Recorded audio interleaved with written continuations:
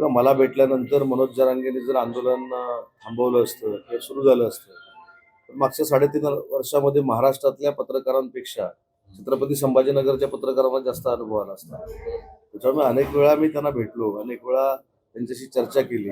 पण परवा जेव्हा मी त्यांना भेटायला आलो, मी असं काय लपून छपून भेटायचं असतो तर पूर्वी जसं लपून छपून त्यांना भेटायला जायचो तसं गेलो असतो. मी डायरेक्ट माझ्या संरक्षणाचा कॉन्वॉय घेऊन मी त्यांच्या दारामध्ये गेलो, त्यांच्याशी चर्चा केली. त्यांनी माझा सत्कार करत असताना व्हिडिओ व्हायरल झाला. मी बसलेला असताना त्यांच्याबरोबर चहा पीत असतानाचे फोटो आले. त्याच्यामुळे जगजाहीर मी तिथे गेलेलो होतो.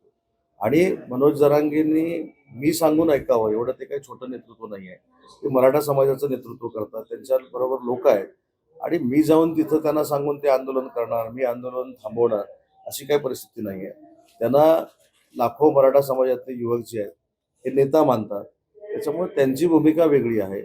त्यांची भूमिका जेव्हा वेगळी असते तेव्हा समजवण्याचा प्रयत्न माझ्यासारख्या कार्यकर्त्यांनी केलेला आहे. परंतु तुम्ही कोणाचं ऐकताय ह्याच्यावर देखील मला असं वाटतं की काही थोडंफार अवलंबून असतं.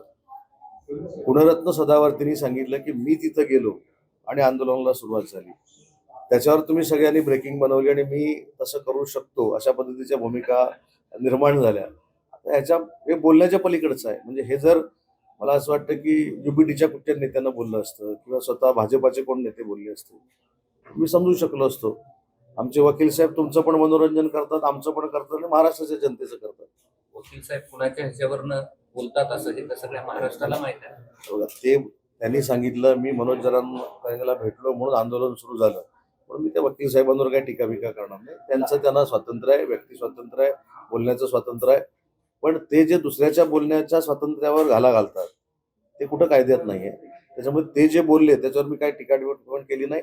तेवढंच सांगितलं की तुमचं सगळ्यांचं मनोरंजन झालं, महाराष्ट्राला ब्रेकिंग मिळाली आणि महाराष्ट्राचं मनोरंजन झालं. तुम्ही भेटलात नंतर आता लाड भेटायला गेले, काही दिवसांनी आणखी कोणी भेटले, या सगळ्या भेटीला कसं पाहता आंदोलनाच्या पार्श्वभूमीवर? नाही, आता मी आपल्याकडनंच बघतोय आणि ऐकतोय की प्रसाद लाड साहेबांना शिष्टमंडळ म्हणून शासनानं पाठवलेलं आहे किंवा मुख्यमंत्री मोदी यांनी पाठवलेलं आहे. त्याच्यामुळे ते आता तिथं मनोज जरांगे पाटलांचं ऐकतील, त्यांच्याशी चर्चा करतील, त्यांच्या ज्या काही शंका आहेत त्या मंत्रिमंडळासमोर किंवा उपसमितीसमोर मांडतील आणि त्याच्यातनं न्याय मिळेल ही खात्री आहे. तुम्ही भेटला